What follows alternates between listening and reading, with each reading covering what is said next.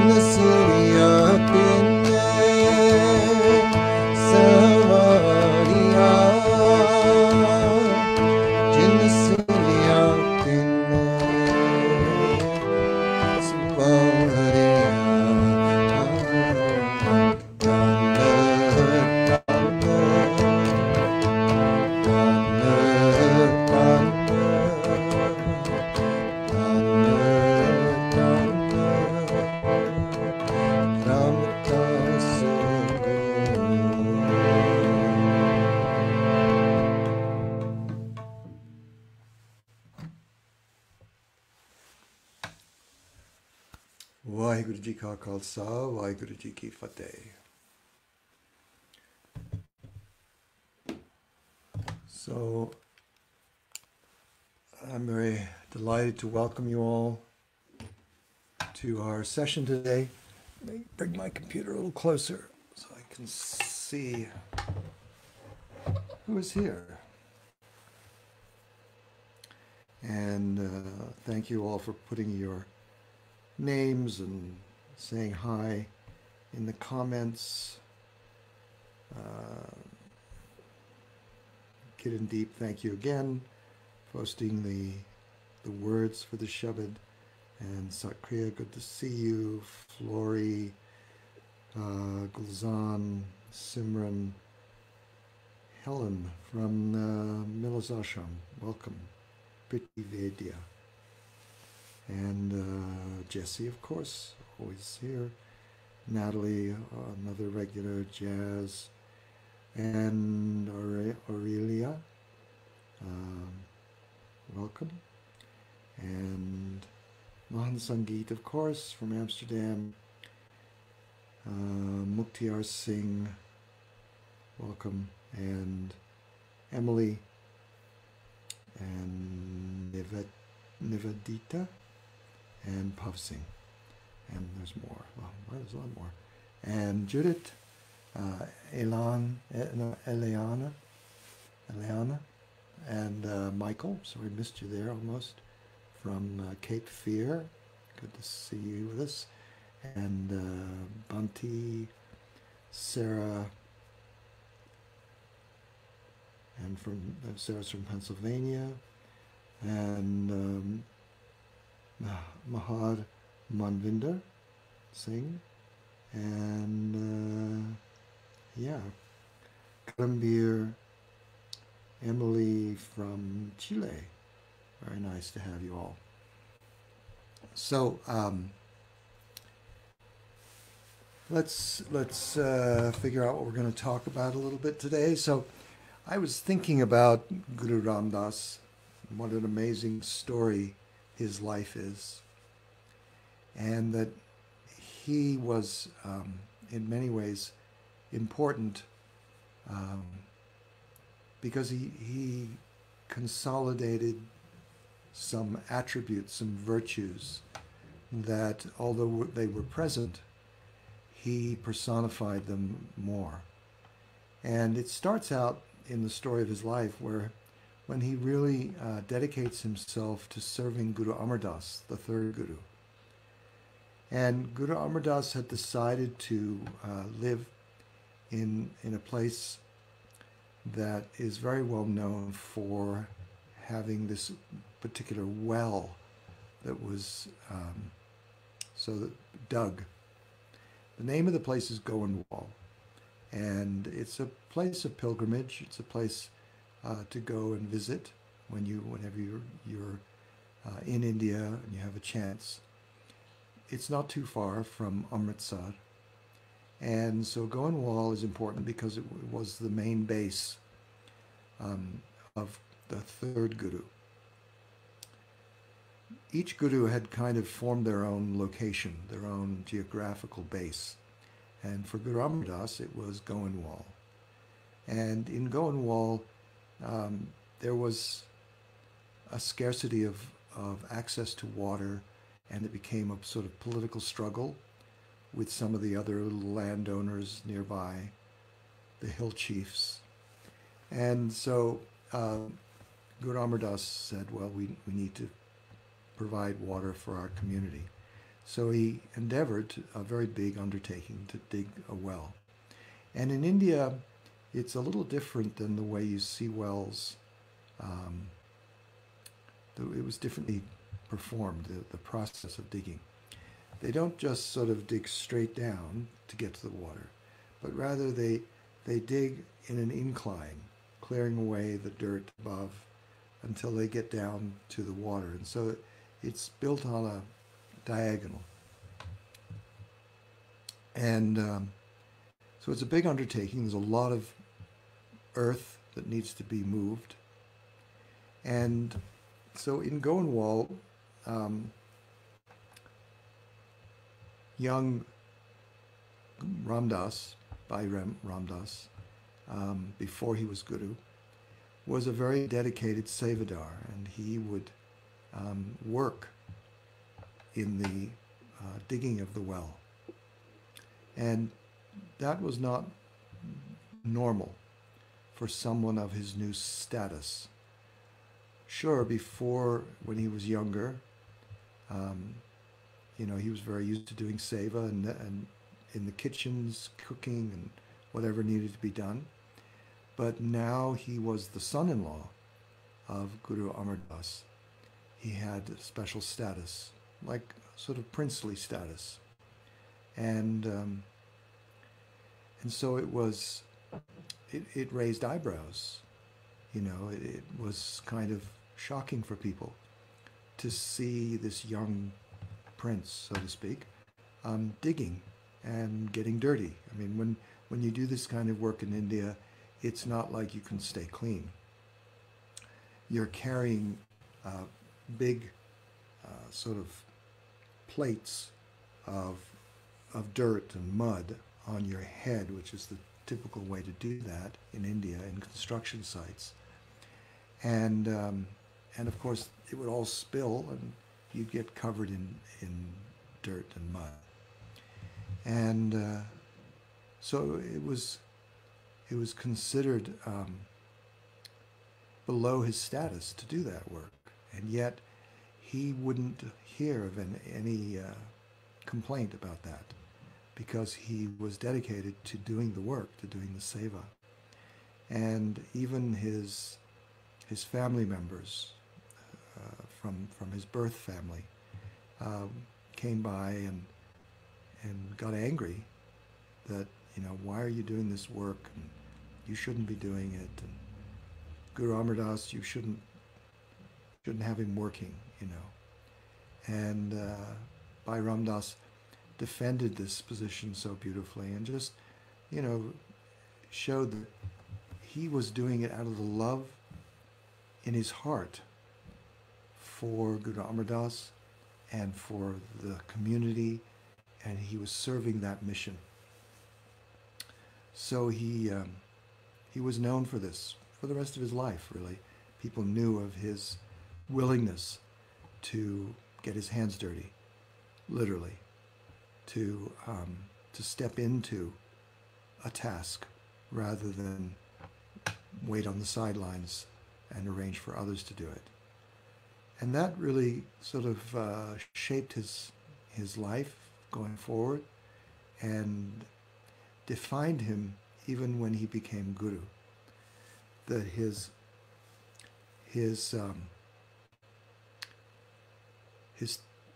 willingness to humble himself was such a huge demonstration for people. You know, I've told this story before in these sessions where Guru Ram Das would, in the daytime, he would go and help people, but he would wear kind of street clothes, you know, nothing very expensive. He didn't want people to recognize him as the guru, and just he wanted to blend in just so that he could actually, without any fuss, just go and help people, do seva for people, whether it was cooking in the langar kitchen, or whether it was literally helping them find accommodation if they were traveling through. Or many people would come to visit Guru Amar Das and then later Guru Ram Das. And so now Guru Ram Das, by the direction of Guru Amar Das, while Guru Amar Das was still alive, he directed Bhai Ram Das to go and find a special location to create a new town, a new place.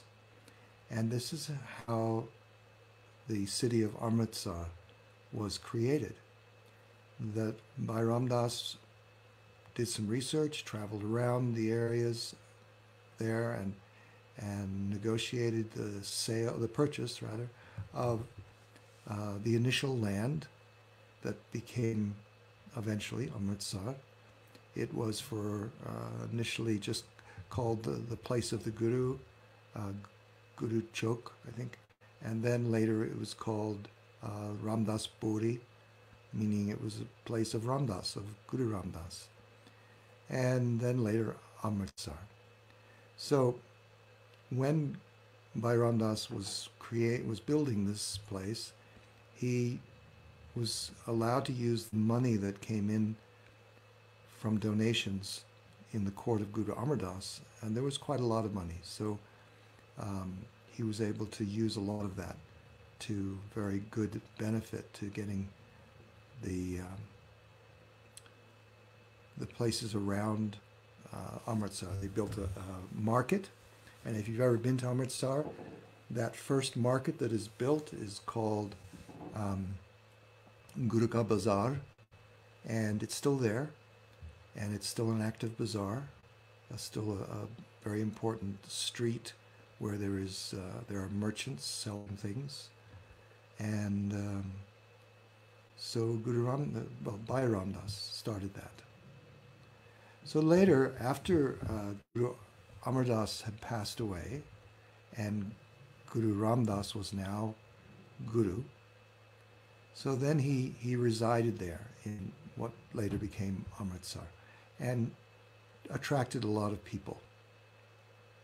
And they started building the Sarovar, which is the tank of water.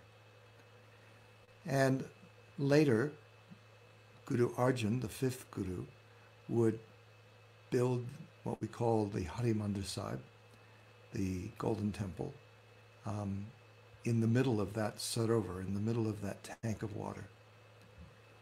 And so the intention around the water is a beautiful intention. That the story is that there was a spring, a natural spring on that land. And this is the story of Dukbanjani. This is the story of a leper who was healed in those waters. And the story may be true. We'll probably never know. But regardless, the tank was built in that area, and it is considered that the water in the Sarovar can be very healing. But I want to give you just a different reference to that, and that is that that there is this concept, even from the time of Guru Nanak, of bathing in the Amrit. And the Amrit is a reference to a metaphysical phenomenon, that when you meditate, the yogis identify this, that you stimulate what's called the pineal gland or pineal gland, and that when that happens, there's a chain reaction within the body and within the psyche that is talked about as being like a flowing of soothing and invigorating, energetic, divine water from the divine through you, down your Shushmana, down your central nervous channel, that the 10th gate, the chakra at the top of your head opens, and this energy flows. And so that is often referred to as the Amrit, as the nectar.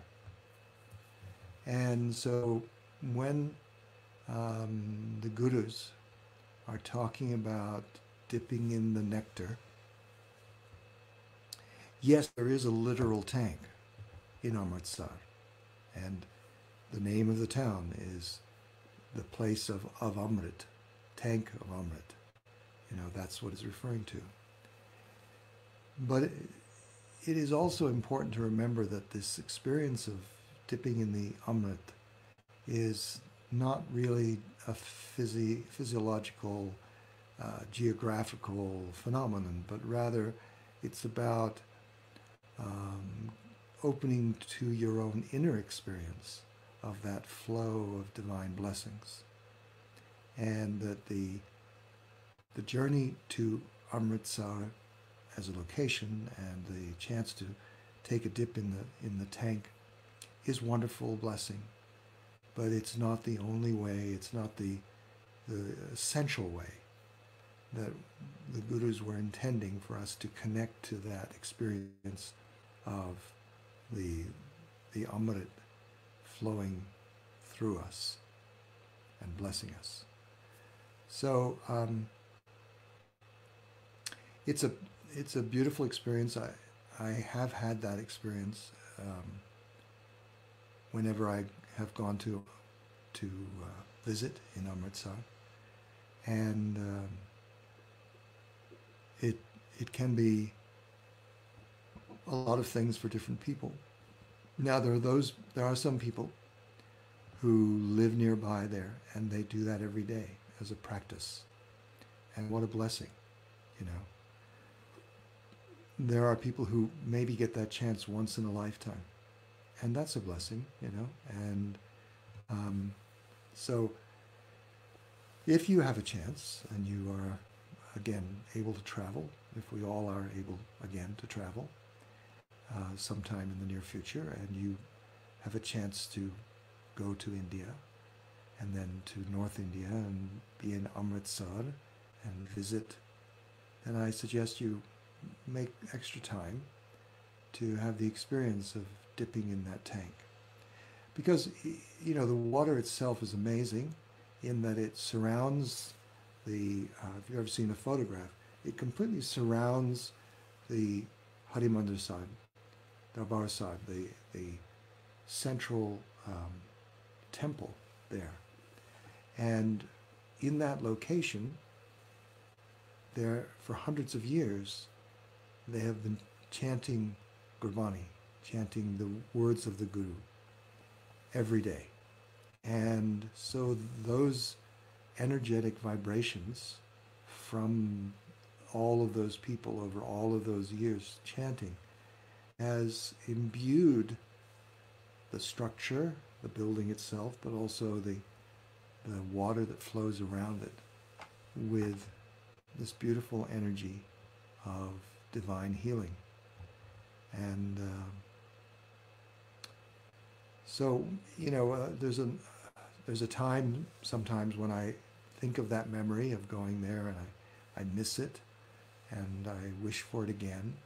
But then I also remember that, you know, I have had that experience physically, but I've also cherished the experience, the inner experience of feeling that divine flow within myself. And that's really what the gurus are wanting us to pay attention to and cultivate, because it's that flow that really brings transformation of consciousness, which is why we're on this path. You know, some people will see the bathing at the Amritsar tank as simply some kind of physical hygiene, but that's really not what it was about. In fact, you're not encouraged to bring soap and that kind of thing. This is not a place to really bathe in that way, but rather simply an immersification, dipping into that vibration in the water is how it's envisioned. So we have some comments, and I'm going to just bring them into this discussion. Satkriya has a long one here, but I was there last year. I couldn't meditate with the whole Japji Sahib. Oh, she's talking first here about Goindwal, because it is the tradition in Goindwal that if you have the time and the stamina, is that you chant the full, recite the full Japji Sahib on each of the 84 steps, and that you do that, and then you go down and you dip, and then you come back up to the next step, and you recite Japji, and then you go down and you dip in the well and come back on the next step. And so it's quite an undertaking, and it depends how fast you read, but it can take many hours to complete that. The intention of some people is definitely to do it all in one go. But as I say, if you're not very fast, then you may have to break that up, take periods of rest or food, getting food, that kind of thing. And so, and also you want to do it when it's warm out. Going there in the winter and trying to do that is potentially very challenging. So Anyway, so Sakriya is saying she was in Goanwal last year and she couldn't meditate with the whole Japji Sahib on each step or stair on the yatra. She experienced frustration for not being able to fulfill the desire of my soul, and I got very sick. I guess I wasn't on my best to perform this task. I felt all the shadows manifesting in this visit that I would like to repeat it and enjoy it this time. So, Kriya, I want to just tell you that you are not the first person who has gone to India for the first time, but filled with expectations of blissful experiences and had absolutely the opposite. I myself, when I went to India for the first time, I got pneumonia and was pretty convinced for a while that I was going to die there in India, in the hospital. Slowly got over that, but still struggled through a couple of weeks of recovery and went to the Harimandir Sahib and also was not well and couldn't meditate, couldn't relax. All I could see was things that were wrong. All I could see were things that were wrong, cracks in the paint and that kind of thing. So my mind wasn't ready because I was really physically unwell. And so, yeah, I could hardly do anything. In fact, for the first, I think, 4 days, I was within sight of Harimandir Sahib, but I was physically unable to walk that far. So, yeah, it's very common, especially if you go in the winter, or, like I think you were there in November. So November through February can be challenging weather in that part of India. And air quality can be bad because people are burning a lot of stuff to stay warm. And so, yeah. So you are not alone. And yes, I hope you do get that experience again, to go again. And I bet anything it'll be a better experience because you'll know how to do it. That's the thing. You go there and you think you're a traveler, you know what to do, but India is just another dimension of travel that most people have never understood and won't be able to do that until they've done that maybe a couple of times. I've been there, I think 6 or 7 times, and each time got better. I learned what things not to eat, what things not to do, and when to go and where to go and how to go. And so, yeah, it gets better as you get more experienced. Let's hear what Jazz has to say here. Every time I visited Darbar Sahib, it's been an overwhelming and calming experience, hard to put into words. Yeah, so as I say, some of us, maybe the first visit is a little challenging. But on that same first trip for myself, then when I came back after being away from Amritsar for a few weeks and coming back healthy, then I was able to have a wonderful experience at Harimandir Sahib, Darbar Sahib. So yeah, it varies, but it's amazing. Both, to go there in the early morning, to go there in the middle of the day, to go there at night. I mean, it's just every one of those experiences can be amazing. And let's see what Pav Singh has to say. Okay, there is much history within the complex, meaning all the buildings around, of Sachkhand Harimandir Sahib. The most wonderful place. Yes, some talk of it being a map representing the internal journey. Well, that's certainly very possible that it holds that kind of place for many people. That the difficult thing for some of us is that we see the British influence there so much, the architecture, so it's hard to separate out that history. But perhaps that's appropriate. perhaps it's good to be reminded of that colonial history, um, of the, we think of the tyranny of the Mughal emperors that ruled over that part of India, but there was also a second phase of tyranny with the British who came. And yes, maybe they weren't, um, well, they were pretty brutal too at times. So the struggle for independence was very hard. Sikhs played an important role there. And so, there's a lot of sacrifice, and sacrifices were made.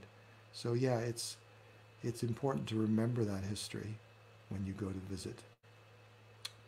And yes, the sort of the deep esoteric history of that particular location tends to overwhelm you as you walk around what's called the Prakarma, the marble area all around the tank. And you think of all the other people who have done that, and for how long, and it can be overwhelming and incredibly nurturing to your soul. And then to sit and listen to the kirtan inside is another just wonderful and amazing experience, and to witness all the other people who are there, and with the devotion in their hearts, doing what they can to have that experience. It is quite an amazing place. And I've traveled elsewhere in India, and people think, well, the Taj Mahal must be an amazing place, but yeah, it's okay. And if you go there in dusk or in the dawn, the light is beautiful, but it's a mausoleum. It's a building that was built to house the remains of the emperor's wife. Is that right? No, he was housed there, but he wanted to see the mausoleum of his wife across the river. And it's beautiful, but it definitely doesn't have anywhere near the energy and the intensity of life, and just all the people that come there every day, thousands of people that come to Harimandir Sahib and get fed, and they feed 10, 20,000 people every day, and on big occasions it's 100,000 people. So it's just quite a place. Anyway, I've talked about this now for a while, and I think we've had some good comments. I'm going to wrap this up for today. Perhaps on Thursday we can talk about some other aspects of Guru Ram Das, that not so much the building of Amritsar, the creation of Amritsar, but some other more esoteric side to Guru Ram Das' teachings and what he exemplified in the realm of humility and compassion. So I again thank you all for joining us today, and please do share this out with your friends and family. Like this program would be helpful. And also, just to remind you that on Friday, my guest will be Guru Ganesha Singh, and he is well known for being a musician, a United States musician, a Sikh of the Guru, and a musician who traveled a lot with Sanatana Kaur in her early career, and now he has his own band called Guru Ganesha Band, and lots of recordings out there. So I hope you'll join me on Friday to have a wonderful, and I think probably very light-hearted talk with Guru Ganesha Singh. So see you there. See you on Thursday. Be safe. Stay healthy. Stay at home if you can. Satnam. Waheguru Ji Ka Khalsa, Waheguru Ji Ki Fateh.